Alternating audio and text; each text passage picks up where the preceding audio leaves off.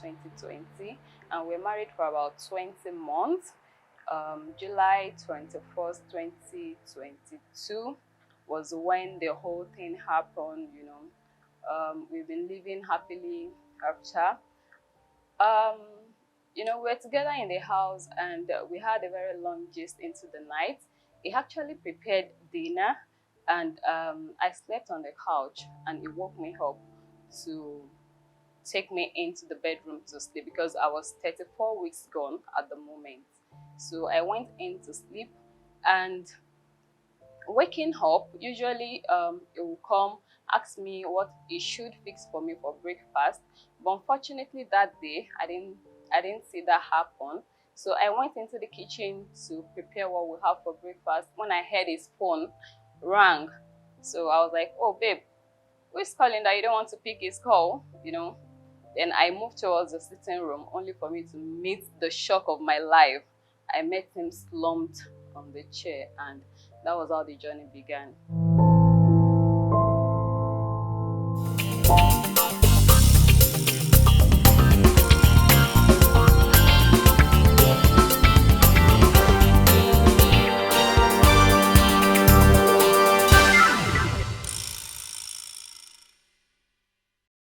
Hello, viewers. Welcome to another Widow Corner show. And with me today is a young widow that her marriage just lasted 20 months before the passing on her spouse. Bukunmi, welcome to the show. And again, thanks for coming. So, you said 20 months. Yes, 20 months. Wow. How are you? I'm fine. I'm fine. So tell me, before we go into, what happened, after the demise of your husband. So tell me, how was life with you when you were married to him for the 20 months? It was a sweet experience. Those memories I will cherish for the rest of my life because this guy is an amazing guy. He's caring. He's a doted father. Like he took care of me and the unborn child while he was alive. So it's amazing. So I enjoyed the little time with him. I enjoyed it. So, and what happened on that day? So that day, 21st of July,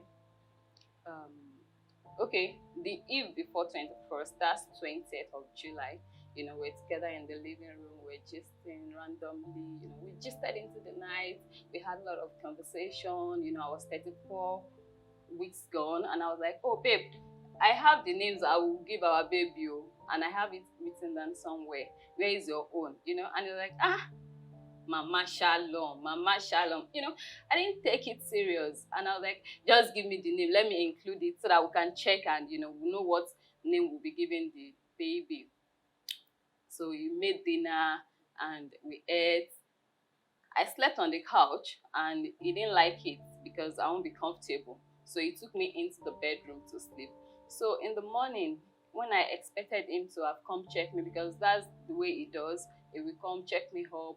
Babe, how are you? What should I fix for breakfast? I didn't see that happen. I said, okay, as a good wife, let me enter the kitchen and make some preparation for breakfast. So I was in the kitchen when I heard his phone rang. The first time, the second time, I was like, babe, who is calling that you don't want to pick the call? So I went to the sitting room and lo and behold, he had slumped on the chair. So I tried the first aid I could, pour water, So I couldn't handle it. I called the neighbors and we took him to the hospital. Okay. So getting to the emergency section of the hospital, they tried to calm me down because of my situation, and people that followed me, they had to tell them that he was brought in dead. So that was how the journey began.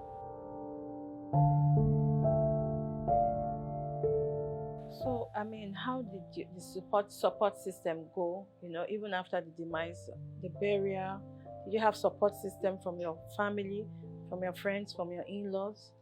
Okay, so the burial happened that day because he still has parents, so they didn't want to keep him in the mud. That same day? That same day, wow. The evening. How old was your husband? 36. Oh. At that point. It was even a week to his 36th birthday. So. So we had the burial that evening, and we committed him to the mother earth. The support I got, in fact, I will have to thank my church. I'm so grateful that I belong to that family.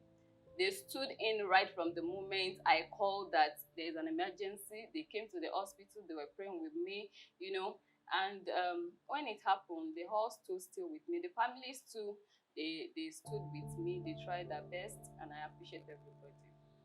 And I want to find out how did you prepare mentally now that you were alone? I mean, 34 weeks gone. That was about 2 weeks to, I mean, giving birth to your first child. So, how did you prepare mentally? Uh, it was not easy, but I thank God. It was a big trauma. It was God that saw me through. So I put to bed about 5 weeks after the incident, and I thank God for safe delivery. So I had to put myself in check because I have a responsibility who happens to be my son. So I have to put myself in check emotionally, physically, so I can do my best to also train my son in good health.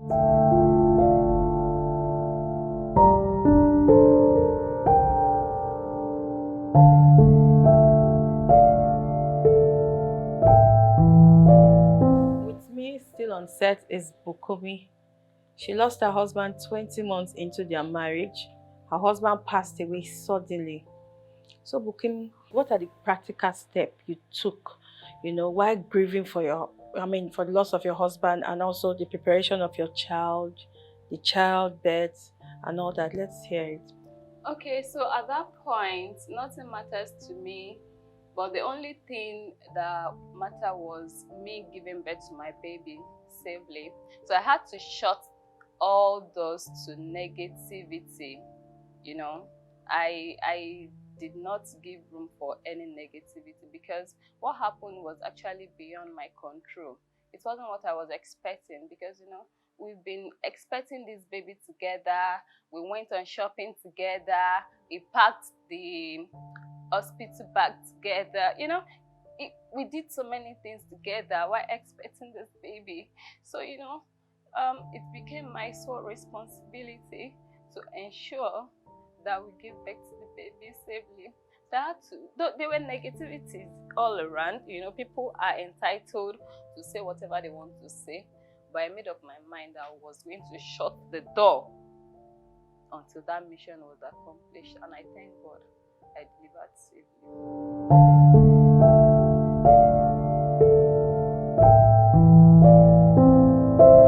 Did you move out of your home? Did you move to your parents' house? Yeah, I moved from the hospital to my in-laws' place. Okay. So it was at my in-laws' place that they broke the news to me. Okay. So, and even up till now, I've not even stepped into our former apartment. So those are part of the things. Looking at changing environment, so I can be a bit more stable. So, how did your in-laws? How did they take it? You said you were in their house. They supported you all through the journey. Yes, they did their best, but there will be one or two challenges. Um, the African culture is so deep, and we need to do better. When something like that happens, it's not something that you've planned for or something that you wished anyone. It happens suddenly, and in as much as everyone is grieving, we need to as well control whatever we say so that it won't keep that person off balance. A lot of things happened, but like I mentioned, I had to shut the door of negativity and face my future squarely. Yeah, would you like to share the negativity? Did you stay in your in-laws' house? I mean, all through. Yeah, I stayed. You had your baby there? Yes. Okay. So things like saying move the belongings. Nobody is even saying how do you want to cope. What is next for you? Like bring irrelevant things, bring clothes, bring shoe, gadgets, and all of that. So Well, you're still expecting your child? yes, even after that I had the baby, so, and the responsibility becomes your sole responsibility. You get into no support, and nobody cares about that. It's all good. I'm fine. So, are you living alone now with your baby? Have you moved out? Where are you staying alone? Yes. Okay, with your baby. Yes. Mm. Okay, so what message or advice will you give to young widows who are passing through this or who are expectant?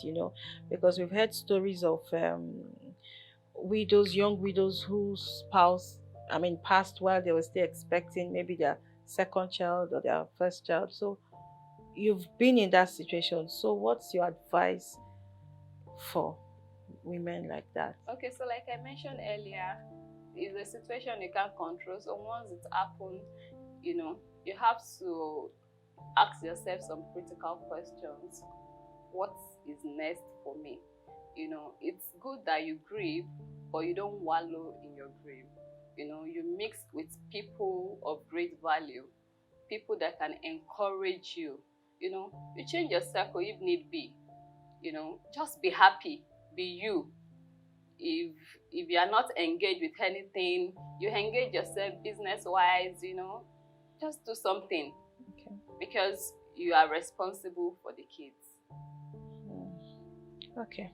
Thank you so much, Bukunmi, for coming. You're welcome. Thank you for your courage. When I heard your story, but you still came and decided to share your story. Yes. Thank you so much, and I see you are going on well and your baby, and I pray that you continue going stronger. Amen. Thank you so much. Thank you. Like you heard from Bukunmi's story, it's not been easy losing a husband at 20 months into the marriage, and she was about 8 months pregnant. You never know what the next person is going through. So I urge the public, I urge viewers out there, show compassion, especially to widows. They're going through a lot. See you on the next episode. Bye for now.